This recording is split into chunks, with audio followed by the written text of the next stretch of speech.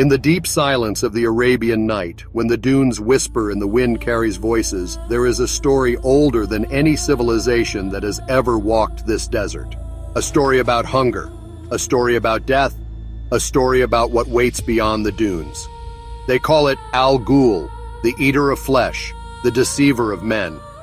To hear its name spoken around a Bedouin fire was once enough to make travelers pack their tents before dawn, because to meet a ghoul was to vanish without a trace. Long before Islam, before the rise of empires, the desert tribes of Arabia spoke of spirits that haunted the wastelands. They were said to be born from the jinn, spirits of fire and wind, but corrupted by the taste of blood. Creatures that fed not only on the body, but on the soul. The ghoul was the most feared of them all. It lived where life should not, among bones, carrion, and forgotten graves. It was said to take the form of a human, but never quite right. Its gait strange, its eyes hollow, its smile stretched too wide.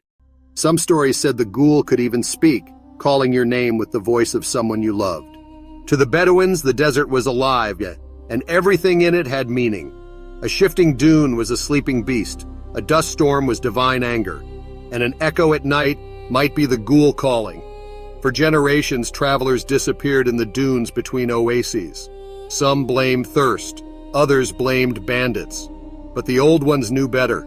They said the ghoul walked by night, luring wanderers away from their path. Sometimes it appeared as a woman asking for help, or as a child crying in the dark.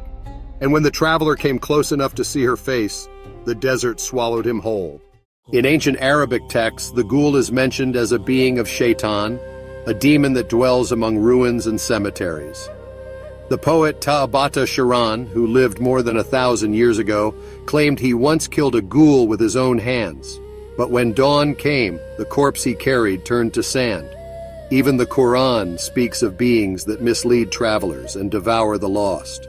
Though it never names the ghoul, the word lives on, a reminder of the thin line between man and monster. When the Arabs traded with Persia and Greece, the ghoul's legend spread. It changed, adapted, and crossed cultures. In Persian folklore, it became ghoul, a corpse eater that stalked graveyards. In the West, it evolved into ghoul, the monster of horror stories and nightmares. But in Arabia, the ghoul never left. It remained the spirit of the wasteland, ancient, silent, and patient. Those who have crossed the empty quarter, the Rub al Khali, still speak of strange lights flickering at night, cold fires that burn where no camp should be. Of footsteps following them across the dunes, matching their rhythm exactly. Of finding fresh tracks in places where no living thing could walk. Modern science explains it as exhaustion, dehydration, and hallucination. But the desert does not care for science, it only listens. Archaeologists in recent decades have uncovered ancient burial grounds scattered deep in the Arabian sands. Tombs older than the pyramids, filled with bones charred by unknown fires. Some locals refuse to approach them, saying these are the feeding grounds of the ghouls. In one story from Oman, a group of miners unearthed a sealed cavern. Inside, dozens of skeletons, arranged as if in ritual. They say when they broke the final seal, the air that came out smelled like rot and burned hair. That night, their camp was attacked by something unseen, and by morning, half the men were gone.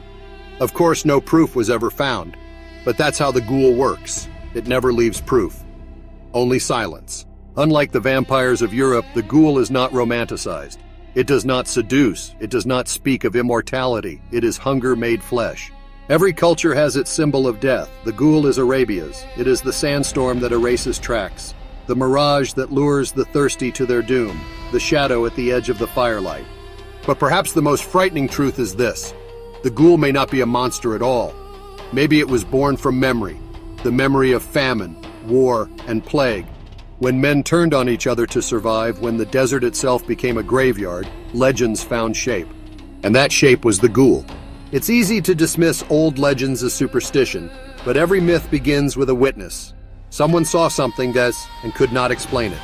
The ghoul reminds us that even in the modern world, some places remain wild, some hungers remain unspoken, and some fears are too old to die. So the next time you cross the desert and hear a whisper in the dark, do not answer. do not follow. And if you see someone calling your name at midnight, run. Because in the wastelands of Arabia, some stories are not stories at all, and the ghoul still walks the desert of the dead.